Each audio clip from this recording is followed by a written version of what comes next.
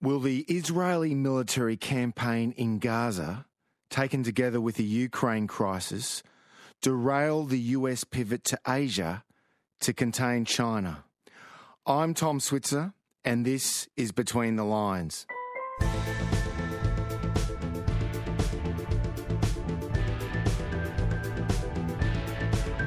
John Mearsheimer is Professor of Political Science at the University of Chicago and author of The Tragedy of Great Power Politics, that was published in 2001, and The Great Delusion, Liberal Dreams and International Realities, that was published in 2019.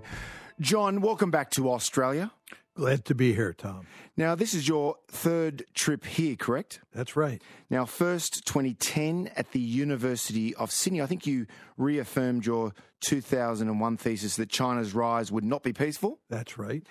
Then 2019, when you debated Professor Hugh White in Canberra. I think that was in front of 550 people. That's correct. And I think that year too, you debated the former Prime Minister Kevin Rudd on this program about Australia's choice, China and the US. That I did. And now, 2023, here in Brisbane this week to address the latest Middle East crisis. That's right. Okay, well, summarise succinctly your position in the wake of the October 7 terror attacks in Israel. Well, this is a disaster. First of all, it's absolutely horrendous what happened to those Israelis who were killed by Hamas, especially the civilians. And what's happened since then is that the crisis has spun out of control. The Israelis are now threatening to invade Gaza, and at the same time, they have cut off all water and food into Gaza. They are, in effect, starving the Gazans, and they are relentlessly bombing Gaza. And furthermore, what is happening here is that there is a danger that a war will break out on Israel's northern flank between Hezbollah and Israel, and that Iran even may get dragged in. So the potential for escalation here across the Middle East is great, and this will be a disaster for everyone, but most importantly, it'll be a disaster for the Palestinians in Gaza. Doesn't this, though, demonstrate the imperative of US leadership in the region, that the kind of leadership that you've railed against in recent years? And I ask that because if you look at both Russia and China, they've tried to inject themselves in the region. Moscow with Israel, Beijing, of course, helped broker peace talks between Iran and Saudi Arabia. Yet since October 7, neither Moscow nor Beijing has been able to play any kind of role in diffusing tensions or providing solutions. The imperative of American global leadership. John. Well, this is a failure of American leadership, but let me explain exactly what I mean by that. The taproot of the problem here is obviously the conflict between the Palestinians and Israel. And the United States has been deeply involved since at least the Carter administration in trying to facilitate a two-state solution so that the Palestinians would have a state of their own and the Palestinians would not feel oppressed by the Israelis and we would not have the present situation that we're in. The Americans have been unable to get Israel to accept a two-state solution. We have been unable to make a two-state solution work. And the main reason for that is we have been unwilling to put significant pressure on Israel to move to giving the Palestinians a state of their own. So that's a failure of American leadership. And that failure of American leadership has led to the present disaster. Had the Americans been willing to use coercive leverage against the Israelis and against the Palestinians and push both sides to accept a two-state solution, we wouldn't be in this crisis today. Hasn't Washington, though, over several administrations, pressed the Israelis to stop building settlements? We have pressed them, but not very hard. There's no question that American policymakers, again, since the Carter administration, have understood that it is imperative for the Palestinians to have a state of their own. But the question is, how hard were we willing to press the Israelis to get them to accept a Palestinian state? And the answer is not very hard. Have you been struck by the fact that President Biden, the Secretary of State, Anthony Blinken, the Defense Secretary, Austin, have all paid visits to Israel high-profile visits to Israel during a war? No, not really. Could you imagine Presidents Bush or Obama or Trump doing this? No, I don't think that any of those previous presidents, except with the possibility of Trump, who's unpredictable, would have done that. And I think that what is going on here is that President Biden and Secretary of State Blinken have long made it clear that they have a passionate attachment to Israel.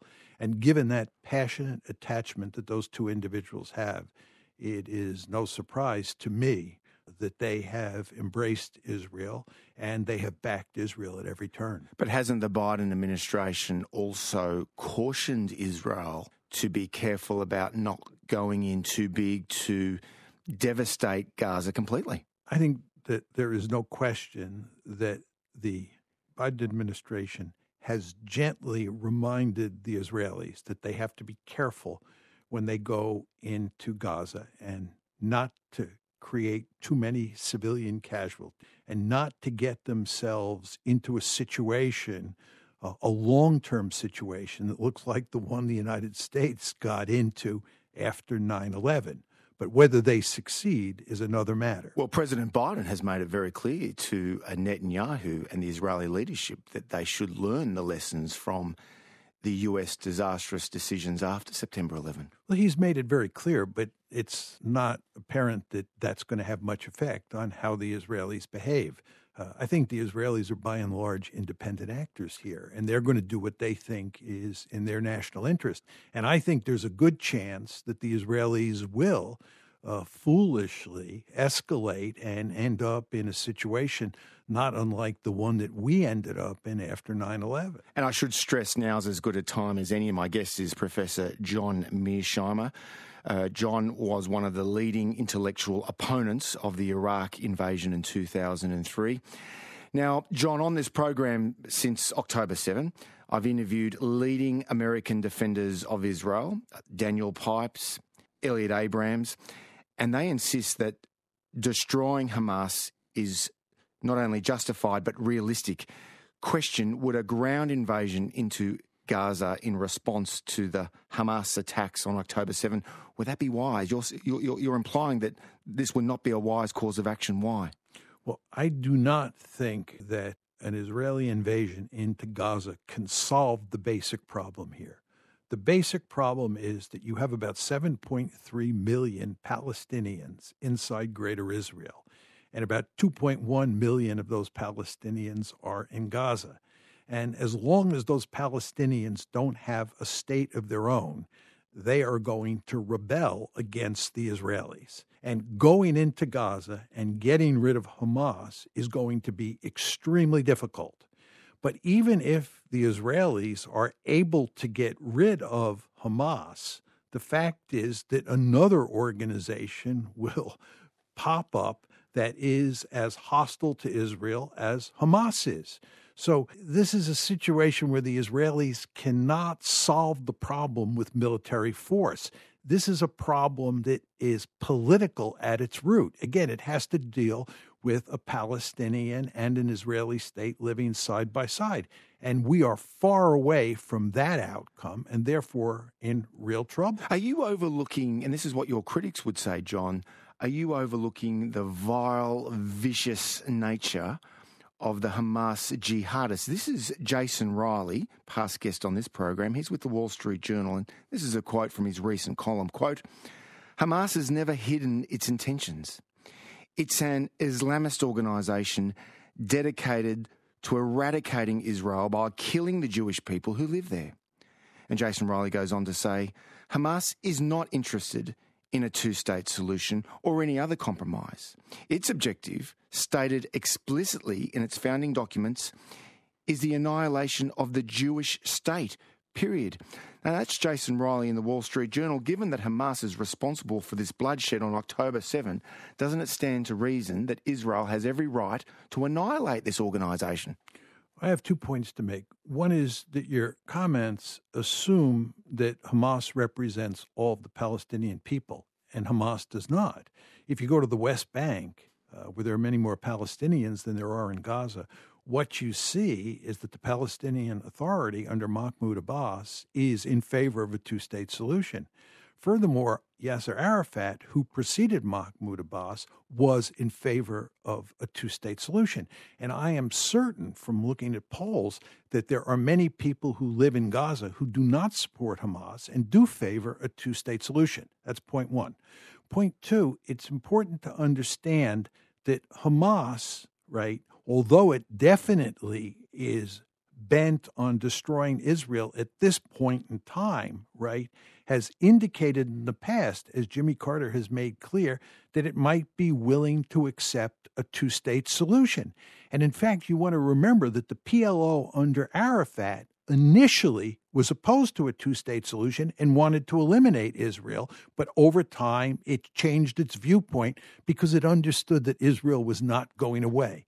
There's no reason that we shouldn't try to convince Hamas to go down the same road that the PLO went down. Maybe it won't. And if it doesn't, I would not blame Israel for remaining in a combat situation with Hamas. But the point is here, it's imperative from Israel's point of view, in my opinion, to try to work out some sort of modus vivendi with the Palestinian people. But the Palestinians here are hardly innocent here. I mean, you think of the intifadas or the uprisings in the late 1980s and the early 2000s.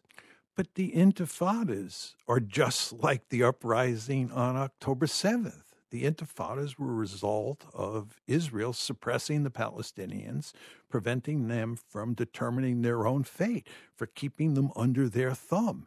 This is what the occupation leads to. And the American policymakers since Carter have understood that if you want to solve this problem, we need a political solution, which means a Palestinian state. You say the Israelis are suppressing the Palestinians, but and you mentioned in passing Arafat's about face. Of course, in 1993, 30 years ago, September 1993, we had the Oslo Accords, those famous scenes of President Bill Clinton with Yasser Arafat and the Israeli Prime Minister Yitzhak Rabin. But at the Camp David peace accords in 2000, isn't it true to say that the Palestinians were offered and they rejected close to what was being offered? That is 93% or 94% of what they had. So didn't Arafat and the Palestinians make a big mistake back then? No, this is the conventional wisdom in the West for sure, because the Camp David Accords failed. And of course, the Israelis and the Americans blamed Arafat. And that's the story that they tell. But if you look carefully at what happened there was never any final agreement. There's no piece of paper, no plan that was put forward that Arafat rejected. They had lots of conversations between the relevant parties about how to solve the problem. And they never came up with a final deal that Arafat rejected. It just was going nowhere. The negotiations at Camp David were going nowhere, and they broke away.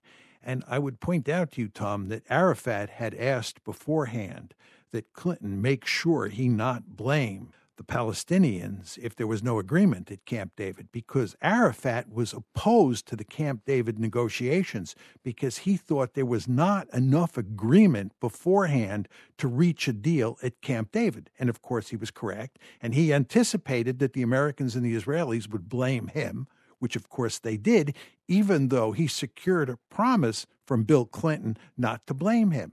And then my final point to you is it's important to understand that the Palestinians, and this is under Arafat, and the Israelis continued to negotiate after Camp David. They did not give up hope. What ended those negotiations was that Ariel Sharon became the prime minister. He replaced Ehud Barak, who was the Israeli prime minister at Camp David. My guest is Professor John Mearsheimer from the University of Chicago. He's been in Queensland in the past week as a guest of the Centre for Independent Studies. That's a classical liberal public policy think tank that I head. John, does the Israeli public trust Netanyahu to lead these wars? Well, I think at this point in time, the Israeli public has no choice but to back Netanyahu to the hilt and, in effect, trust him. Even though he's presided over this massive security stuff-up. Yes, because he is in charge at this moment of great crisis, and you were invariably going to have a rally around the flag effect in such a situation. So it is hardly surprising that the public is backing him now. The interesting question is what happens once the dust settles. And I think that once the dust settles, he and the defense minister will be pushed overboard because they will be held responsible for this disaster, as they should be. Yeah, any analogies with the 1973 Yom Kippur War with the then Prime Minister Golda Meir? Yes, Tom, the situation is very similar. In 1973, as many people remember, the Israelis got caught with their pants down. The Egyptians attacked across the Suez Canal into the Sinai, and the Syrians attacked on the Golan Heights. And the Israelis were completely surprised. Golda Meir was then the prime minister of Israel, and Moshe Dayan, the famous general, was the patch. With the eye patch. He was the defense minister. And the Israelis suffered some significant defeats in the early days of that war because, again, they were caught by surprise. But they then recovered, and they won stunning victories against both the Syrians and the Egyptians. And Golda Meir remained in power, as did Dayan, during the fighting and for a brief period after the fighting. But eventually, when the dust settled, both Golda Meir and Moshe Dayan were pushed overboard, and their political careers were effectively ended. And I would surmise that that is what's likely to happen to Netanyahu and the defense minister. Okay, so back to Netanyahu, October, November 2023. If the ground operation succeeds and Hamas is destroyed, I say if, because it is a big if, and there's an Israeli-installed regime that governs Gaza after Hamas, I mean, what are the likely consequences for the region? Well, I think that that's extremely unlikely to happen.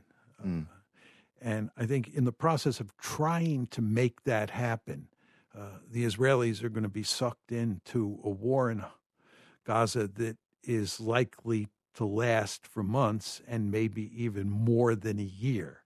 And in the process, they're going to end up killing huge numbers of Palestinian civilians. And this is going to do really serious damage to Israel's standing, not only around the world, but also in the West, to include the United States. And on top of all that, I would be shocked if they are able to destroy Hamas completely. And I would be shocked if once that unlikely scenario pans out, they are able to put into place a government in Gaza that is willing to live happily ever after with the state of Israel. So I think they're really getting themselves into a terrible situation. Yeah, is this, by the way, and you mentioned Ariel Sharon a moment ago, who put the brakes on the two-state solution scenario with the Palestinians when he replaced Barak. Is this why Sharon, and we have to remember Sharon was one of Israel's most decorated soldiers, and most right-wing political figures. Is this why Sharon chose to get out of Gaza in 2005?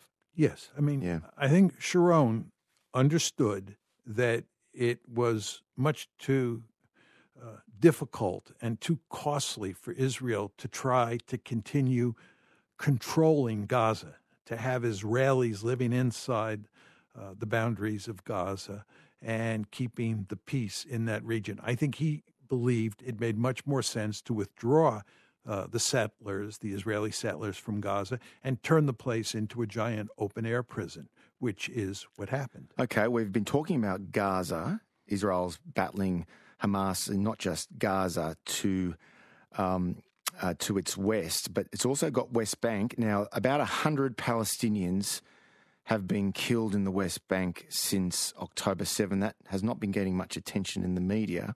And then, of course, they've got troubles in southern Lebanon to Israel's north.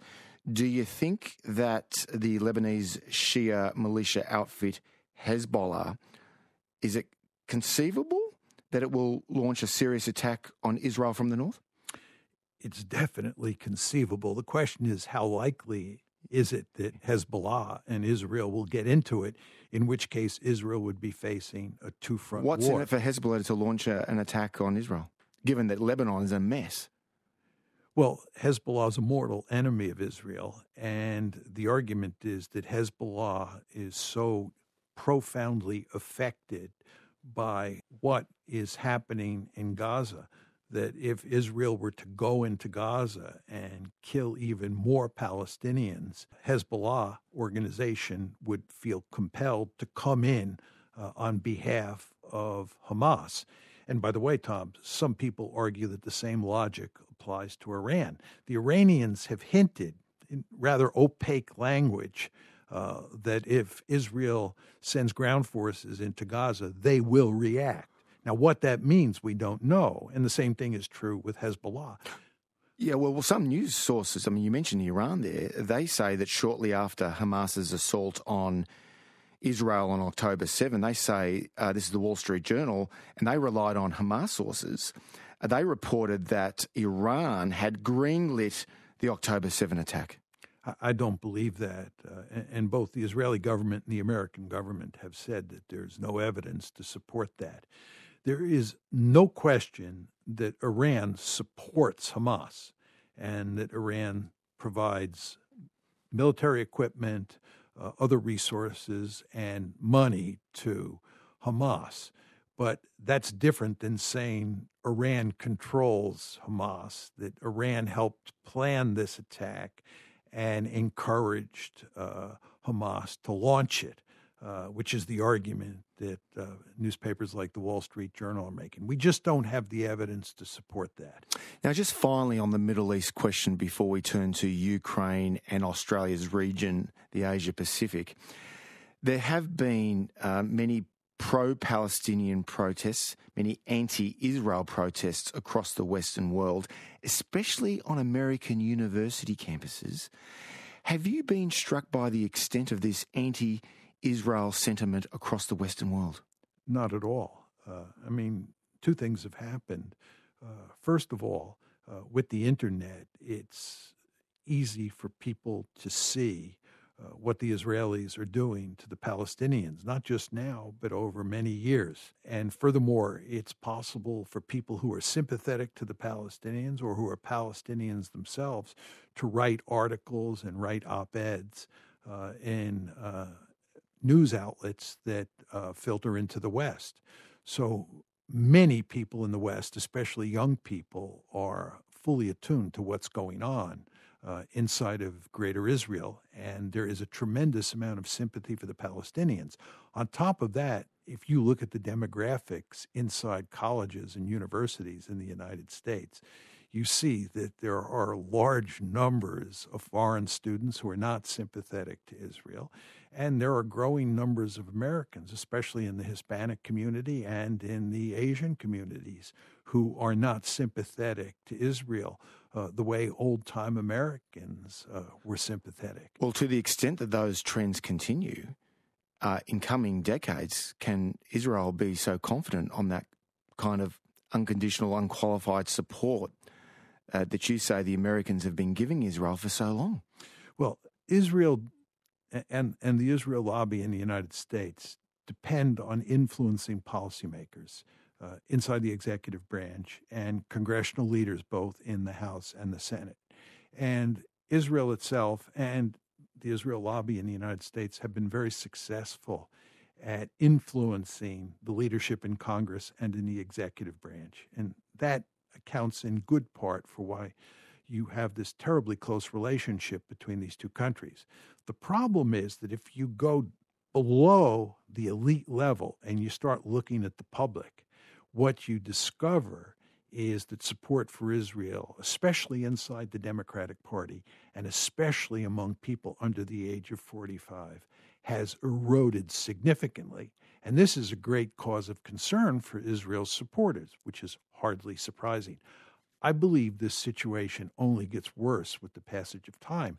And I would argue if this present crisis goes on for a long period of time and the Israelis go into Gaza, that this will do serious damage to Israel's image in the West, not just in the United States, but across the West, and especially going back to your point on college and university campuses across the West. You're listening to me, Tom Switzer, Between the Lines on RN, and my guest is Professor John Mearsheimer from the University of Chicago, whom Catherine Yahi-Milo, this is in the new edition of the prestigious Foreign Affairs magazine in New York. She calls John, quote, one of the most famous political scientists in history. John, now to Ukraine, where the long-awaiting Ukrainian counteroffensive is stretching into its, fifth month. Now, from your perspective, what's the state of play on the ground right now, 18 months since the Russian invasion? I think that it's quite clear that the Ukrainian counteroffensive is petering out. It's almost finished. And even with all that Western aid and support? Well, the fact is that the Ukrainians have failed to make any gains on the ground against the Russians. And furthermore, they have suffered enormous casualties. It's quite stunning, if not sickening, to see what the level of casualties have looked like over the past 4+ months on the Ukrainian side. And much of their equipment has been destroyed as well. So the Ukrainians are in no position to continue this offensive. In fact, if you are playing the Russian hand, you're Russia, you should hope that the Ukrainians continue to attack, because you are inflicting, you the Russians, so many casualties on the Ukrainians.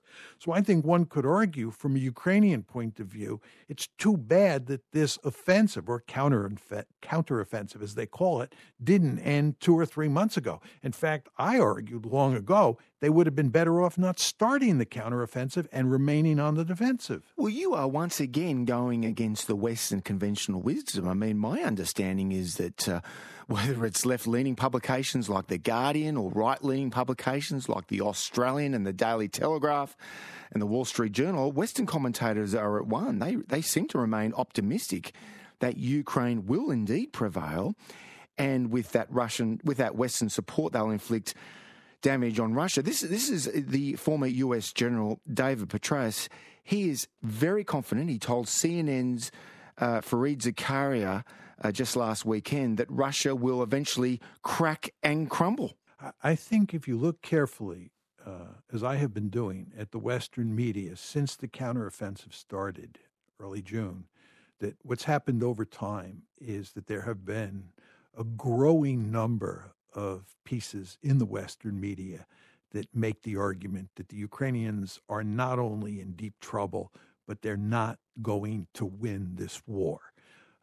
There's no question that there are people like David Petraeus, and if you read newspapers like the Daily Telegraph and the Wall Street Journal, you'll see optimistic pieces still popping up.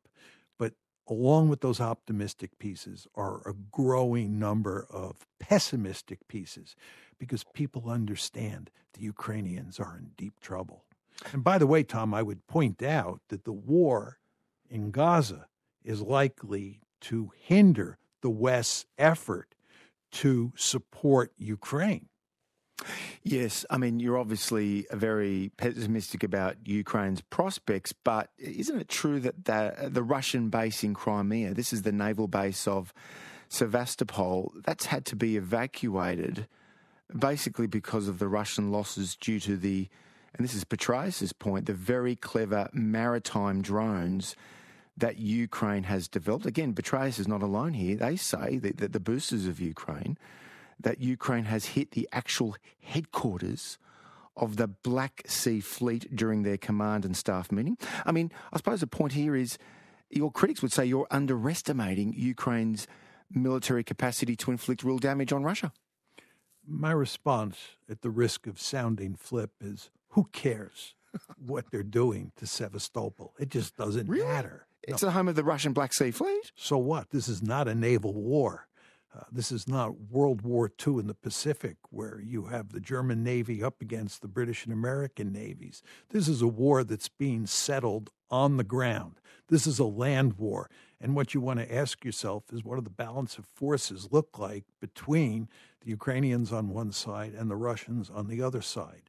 The Russians have an overwhelming advantage against the Ukrainians on the ground, and they have just stymied their counteroffensive and inflicted massive damage on the Ukrainian forces. That's what matters, not what's happening at Sevastopol. John, I've been presenting Between the Lines on RN for the best part of a decade, and if my memory serves me correct, I think you were probably my first guest on the program. I think you debated Timothy Schneider on the causes of the Ukraine crisis. This was a decade ago when Russia went into Crimea. Now, you subsequently, I think it was in early 2015, gave a lecture at the University of Chicago where you spelt out your thesis. It was based on your famous 2014 Foreign Affairs article around the time you did the interview with me.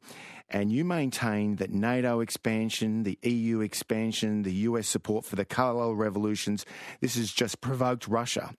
Now, for the last 10 years, you've been demonised by so many people, even though that lecture is now, by the way, at 30 million views on YouTube.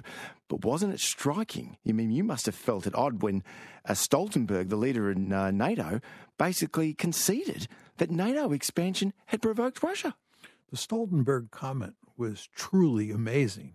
I mean, as you correctly said, I've been kind of a lone voice in the wilderness since persona non grata, except for the ABC. Yes, to put it mildly, accused of being Putin's apologist and so forth and so on. In the pay of the Kremlin, even. In the pay of the Kremlin, right. But I've long argued that this is not a case of Putin acting as an imperialist trying to conquer and absorb Ukraine into a greater Russia, that what is really driving the train here more than anything else is NATO expansion.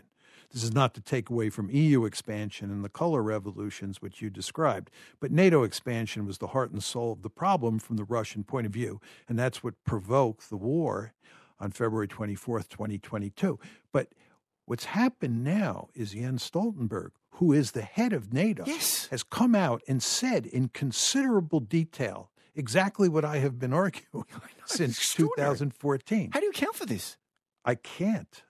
I'm very thankful for sure, because you can point to it and I can point to it as evidence that I'm not sort of making this up. But I don't know why. This is all very relevant for any discussion about a peace settlement between Ukraine and Russia, because Moscow presumably demands that Ukraine can't be part of NATO, correct? Correct. And Kyiv, of course, wants Russia out of the Donbass and Crimea. Those demands aren't likely to be met, right? I think it's almost impossible to imagine the Russians giving up the territory that they have already annexed. And I want to underline the word annexed. And it includes more than the Crimea and the Donbass. There are two other oblasts that have been annexed. Well, I think what's likely to happen is that this war is going to go on for quite a while. And I think the Russians will end up conquering more territory than they now control. And at some point in the future, it's hard to say exactly where or when, you will end up with a frozen conflict. There'll be a ceasefire, there'll be a frozen conflict. The Russians will annex a substantial portion of eastern and southern Ukraine, and they will go to great lengths to continue to keep Ukraine in as a dysfunctional rump state. Yeah, but your critics would say that's still a big setback for Russia, given that in February of 2022, Putin was bent on conquering, occupying all of Ukraine. That's been a big defeat for Putin, hasn't it? There's no question that that's a myth, that he was bent on conquering all of Ukraine. Even though he sent tanks to Kyiv?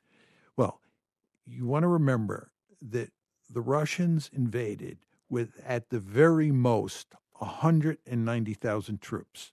And there is absolutely no way that 190,000 Russian troops could have defeated the Ukrainian military, which we had trained and armed, and conquered all of Ukraine. Remember, you said all of Ukraine.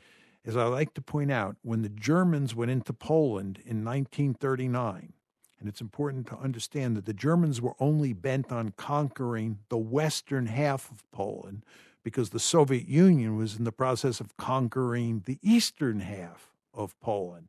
So the Germans sent in 1.5 million troops to conquer the western half of Poland. Ukraine is much bigger than Poland as a whole, and certainly much bigger than the western part of Poland. To conquer all of Ukraine, Russia would have needed at least 2 million troops. I would argue they would have needed 3 million troops. They went in with 190,000. The Russians were not interested in conquering Ukraine. They were not interested in conquering Kyiv. They wanted to drive Ukraine to the bargaining table so they could reach a deal. And in fact, they succeeded in driving Ukraine to the bargaining table, and the Ukrainians and the Russians were working towards a settlement to the war. The war had already started, and the Russians and the Ukrainians were negotiating in Istanbul and working out an agreement. And what happened? The Americans and the British came in and told them, walk away.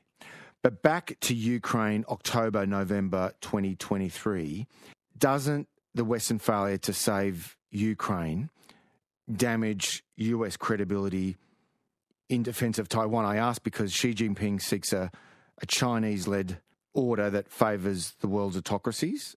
Beijing has backed Putin. In fact, China, as you well know, has a no-limits partnership with Russia. So wouldn't Putin's defeat do a lot of damage to Xi and China because they've backed a loser?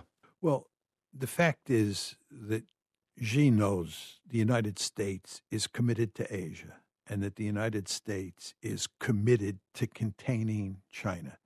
Now, I think there's no question that America's deep involvement in Ukraine and America's deep involvement now in the Gaza situation detracts from America's ability to concentrate on containing China.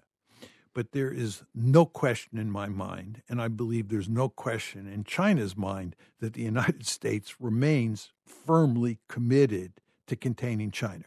There's nobody in the Biden administration, and in fact, I don't know anybody in the foreign policy elite who doesn't understand that the principal threat that the United States faces on the planet is China. It is the number one threat, and we are committed to containing China.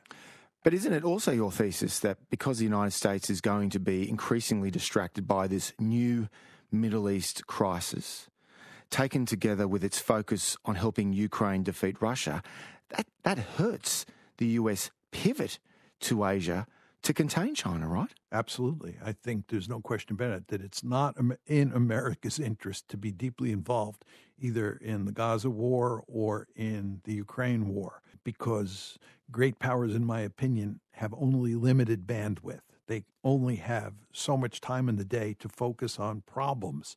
And if you're spending a huge amount of your time focusing on the problems in Ukraine and the problems in Gaza, that's time you don't have to spend on thinking about how to contain China and how to put together a balancing coalition to contain China. So there's no question that this is hurting the effectiveness of our effort against China. And that means that from Beijing's perspective, is it fair to say that the best outcome would be precisely that Washington remains deeply committed and frustrated in Eastern Europe and the Middle East, so the US can't fully pivot to East Asia? Oh, I think the Chinese are ecstatic about the present situation that the United States is in. And there's one other dimension to this, Tom, that's very important to mention, and that is that in an ideal world, the United States would have Russia as an ally against China. You want to remember, we're in a multipolar world where there are three great powers: China, the United States, and Russia. And it's in our interest. This is Balance of Power Politics 101. It's in our interest to have Russia on our side of the ledger. But by getting deeply involved in Ukraine against Russia, what we have effectively done is push the Russians into the arms of the Chinese. And they're not natural allies. They're not natural allies. Yes, but that horse is bolted. I mean, the Kremlin and the Chinese Communist Party are now tied to the hip, right? Yep. Huge strategic mistake on our part. But the point I'm making to you is you just don't want to emphasize the fact that we are taking our eye off the ball in East Asia by focusing so much attention on Ukraine and Gaza. That's problem number one. Problem number two is we've driven the Russians into the arms of the Yeah, Chinese. okay, but just back on this anti-China coalition that the United States is trying to cobble together in the Indo-Pacific region. Obviously, we've seen a lot of success despite all those skeptics about the Quad, America, Australia, India, and Japan. And then there's also now AUKUS with the United States, Britain, and Australia. But given that the states in East Asia, they have their different priorities and their different interests, many of them are still heavily dependent on China for trade and prosperity. Was it ever conceivable that the United States could really generate a coalition of states to hedge against China? I think it is possible to put together a balancing coalition or an alliance to contain China. It is possible. But it is important to emphasize that it is very difficult to do that. And the reason is that you're talking about a large number of states, and they're spread out all over the place. I mean, if you think about the Quad, India is in the Quad, and Japan is in the Quad, Australia is in the Quad, and the United States is in the Quad. Those are the four countries. They are spread out all over God's little green acre. It's really quite amazing. And India has somewhat different interests than Japan does. So getting these countries to coordinate is really very tricky. And you want to remember that on top of these multilateral alliances that we've put together, like the Quad and AUKUS, we also have bilateral alliances, the U.S.-Japan relationship, the U.S.-Australia relationship, the U.S.-South Korea relationship. So the United States has to do a lot of hard work here at the diplomatic level to keep all of these countries on the same page, to keep them working together.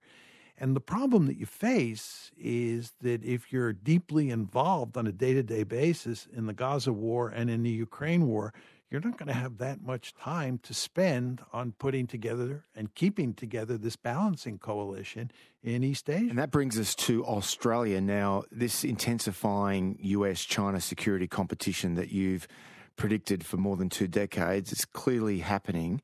And all the available public opinion polling in this country supports your claim that Australians do have a deep-seated interest in working with Washington to deter China. But Beijing has recently, John, as I'm sure you know, it's gone to great lengths to try to accommodate Canberra. Clearly that wolf warrior diplomacy has failed. Australian governments have given up nothing for China to reach out to Canberra. They've in the process of freeing Australian citizens who've been detained since COVID. Beijing's ended the COVID-era trade sanctions. The Chinese are meeting Australian ministers, even the Prime Minister soon in China. I mean, do you see a sign here that Canberra may well be reverting to its old position of just being on the sidelines in this great power security competition in our neighbourhood? I think there's no question, as you describe it, that the Chinese understand that wolf warrior diplomacy was a disaster, and they misplayed their hand with regard to Australia. They did. And they're trying to rectify that now. And I think what you'll see over time is that there will be a great deal of economic intercourse between Australia and China. But at the same time, there will be intense security competition. And this is going to be true all across Asia. There is going to be a great deal of economic intercourse between China and virtually all of its neighbors. But at the same time, there will be an intense security competition. And I think, Tom, this situation is analogous to what you saw in Europe before World War I, where you had a great deal of economic interdependence among all of the countries in Europe. This included Germany and France, Germany and Russia, Germany and Britain.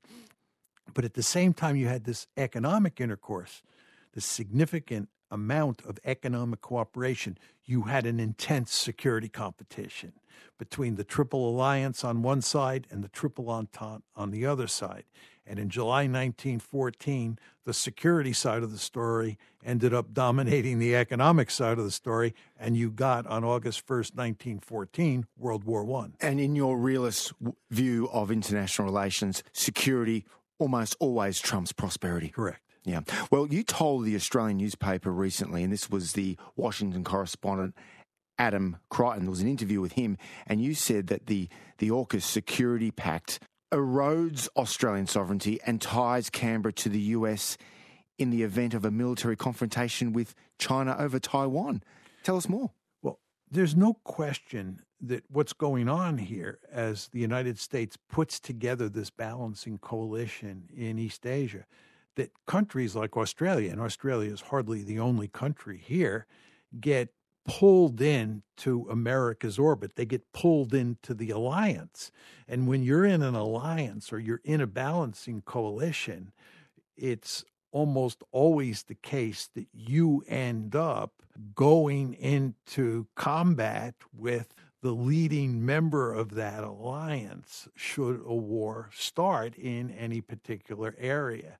So I think what the Americans are going to try to do is they're going to try and get Australia intertwined in this alliance in a meaningful way.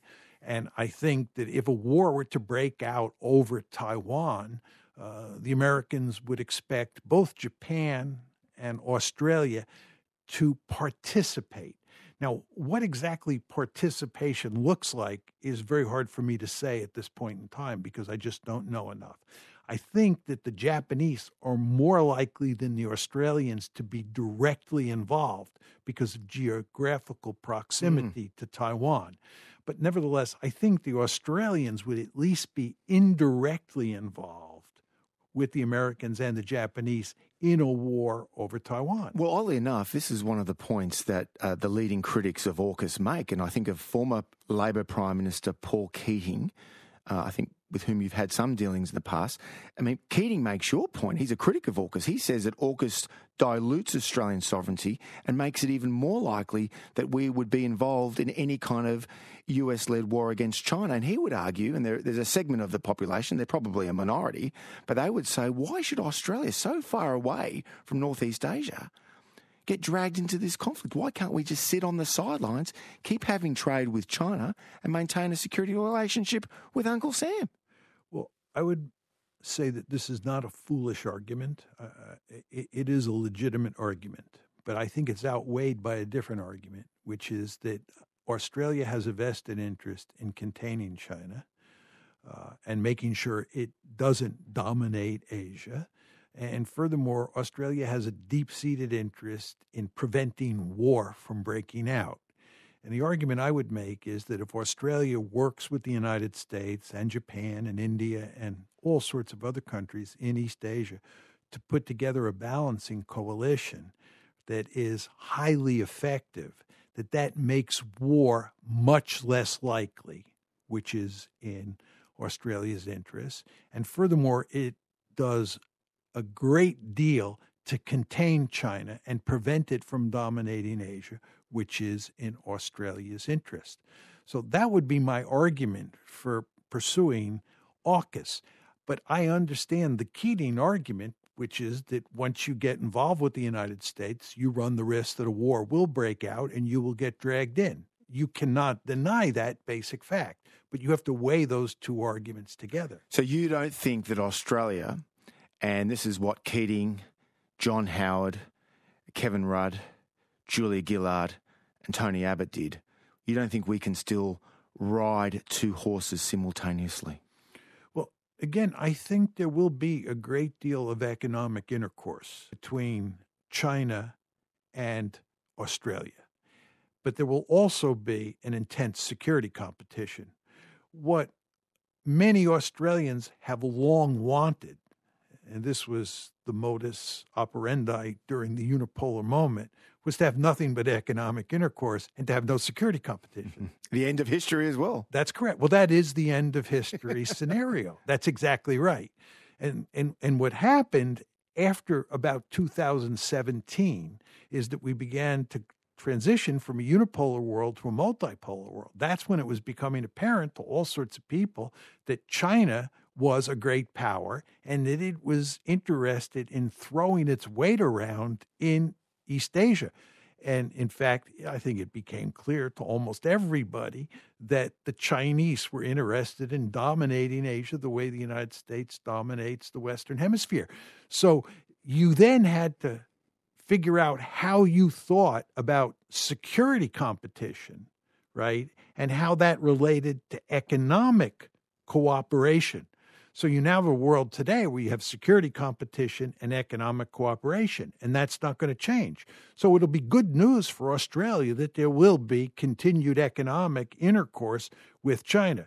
But what a lot of Australians don't like, and it's somewhat understandable, is the security competition that is now set in and the fact that the Australians are being pulled into this balancing coalition with the United States and other countries in East Asia. But they have no choice, in my opinion, at this point in time. John, you've been on the program countless times during the past decade. It's a pleasure to have you once again on the program and face-to-face here in Brisbane. Thank you for having me, Tom. Wonderful to have you in Australia, John. That's John Mearsheimer, Professor of Political Science at the University of Chicago and author of The Tragedy of Great Power Politics. That was published in 2001. Well, last weekend, Australia lost a leading political figure in Bill Hayden, a Labor leader from 1978 to 1983, Foreign Minister from 1983 to 1988, and then Governor-General from 1989 to 1996. I knew Bill Hayden reasonably well, and the last time I saw him was in 2015 when I conducted an interview for this program. Here are a few extracts. G'day, Bill. Thanks for having me here. You're welcome, Tom. Let's talk about your ideological odyssey. You came to Parliament as a 29-year-old socialist-leaning member in Ipswich, but your worldview changed dramatically during your 35 years in public life. How? Well, John Maynard Keynes has a great response to that sort of thing when he was once chided for changing his mind on something on which he'd been rather dogmatic. He said, I found I was wrong. And when you find you're wrong, I find it best to change my mind in the face of new facts. This is what you said in your memoirs about Gough Whitlam. The most fulfilling, exciting days in my life were with Whitlam. I would not exchange them for a crock full of gold. It is rather presumptuous of me to say this, but I wish we had teamed up earlier in economic management. Whitlam was a great man. Together, we would have made the scorecard on our government's performance a considerably better one than what we, in fact, ended up with. Well, I felt that. Gough said some things like that to me in private conversation. But he also used to say to me, Hayden, knowing I'm an atheist, the church will get you in the end. And Dulles used its properly ruined. Well, listen, we've just marked the 40th anniversary of the dismissal. Now, history has been very unkind to the Governor-General, Sir John Kerr. You've had a different view. In your memoirs, you said, quote, I only hope that today, when just about every person and institution involved and buffeted by those events in 1975 has been rehabilitated, that Kerr will be looked upon in a kinder, less subjective light. After all, he did not create the crisis. As the vernacular has it, he was on a hiding to nothing whatever he did. Why do you think history has been so unkind to John Kerr? It was the biggest constitutional historical eruption this country's ever had. And it allowed passions. Politics is a strange sort of business in a way. It's not an intellectual discipline so much, although there's plenty of intellectualism to be fed into what's going on. Certainly Gough sought to do that. That went wrong in ways. That was Bill Hayden with me on Between the Lines in 2015. Well, that's it for Between the Lines this week. And if you'd like to listen to past programs, including my recent exchanges with Elliot Abrams and Daniel Pipes, they put forward a different perspective on the Middle East crisis to John Mearsheimer. Just go to the ABC Listen app and search for the Between the Lines podcast, which you can download for free. I'm Tom Switzer. Bye for now.